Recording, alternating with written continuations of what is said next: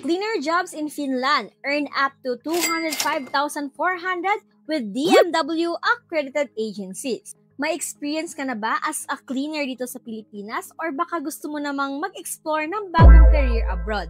Baka ito na talaga ang sign mo. Finland is now hiring for Filipino cleaners at meron ng approved job orders under DMW.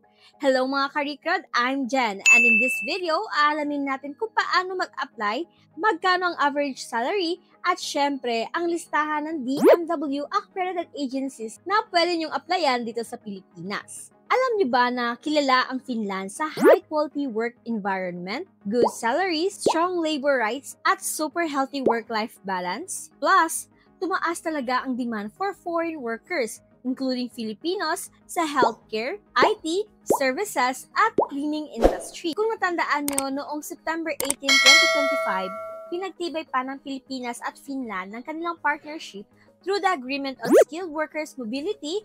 Ibig sabihin, mas pinapadali ang pagpasok ng Filipino workers sa Finland. Ito ang ilan sa mga common cleaner-related positions sa Finland. Cleaner or general cleaner, responsible for maintaining cleanliness in offices, homes, and public facilities. Window cleaner, nakafocus naman sila sa cleaning of glass panels and building exteriors. Industrial cleaner, cleaning in factories or production areas, and hotel cleaner or housekeeper, maintaining a cleanliness in rooms and hotel area. And lastly, sanitation worker, cleaning in hospitals, care facilities, kitchen, at iba pa. So, job orders. Alam ko lagi niyong naririnig ang salitang job order, pero